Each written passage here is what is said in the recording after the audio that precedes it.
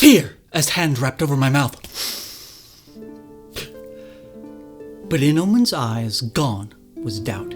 He woke me in the dead of night, before he wore crown or hair white. Encamped and waiting, or so I thought, with army that had never fought. But let their name not spoil our tale. We left them on road's green dark trail.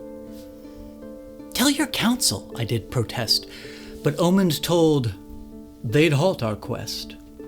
He would go without their consent, and so deeper into the woad we went. 'Twas not long 'fore they took us in, on my face dread, on Omund's grin. Caught and led, it was the plan. Our capture played into his hand.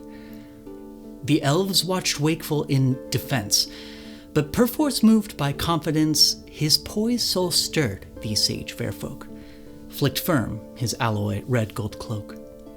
And when he stood before them all, in Queen Ymir's pierced cold enthrall, then I grasped why I had come.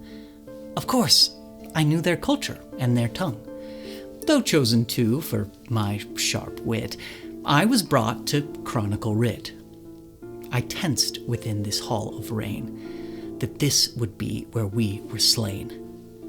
He spake then, in true entreating, with traditional elven greeting, flushing the tint of their words so respect for them he would bestow. In Kalian asked why we came. She too knew how to play this game. Wherefore your army lacks, woad blight? He said, I did not come here to fight. The orchid court Omund had faced, even Queen Ymir's eyebrow raised.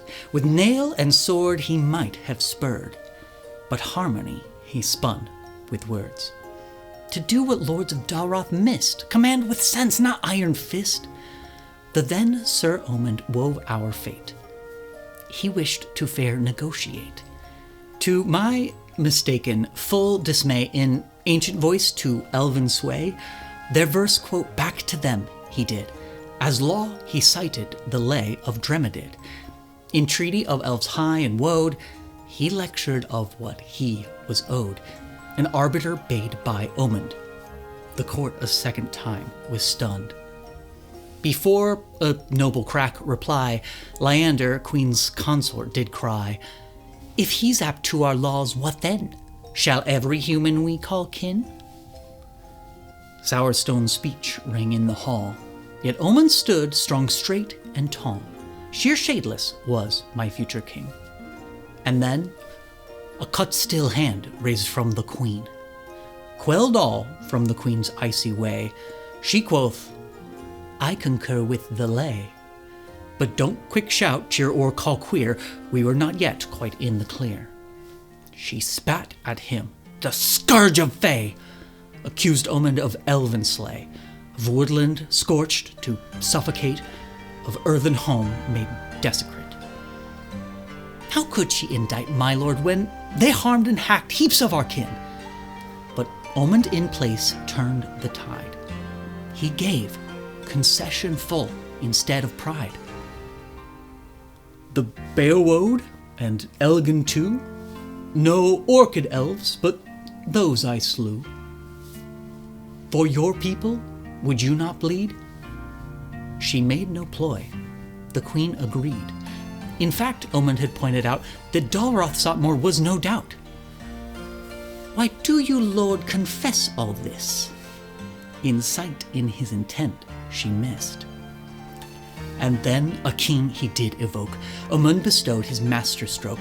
This is what he before had planned. He said, I could kill you and take your land, your arts, your grace, your way of life, gone once we overcame the strife. She sat in silence once again, this faultless Vesper sovereign. So I propose now a new law, amended borders to redraw. The queen's confusion did not die. Why would with my will you comply? Because, Omund said in full light, the small folk aren't in need of plight. A war we can beforehand cease? He said, my people and I wish for peace. He spoke as though the land could hear. The roots bent close to draw him near. A hope, a hush, a half-wrought rite, no ink could hold what passed that night. And when at last the pact was done, the woad let in the daybreak sun. With steady hand and opened mind, I etched the moment line by line. You know the rest. There was no war. You've heard it all in song before. His work complete, the elves avail. That's all. We left them on road's green dark trail.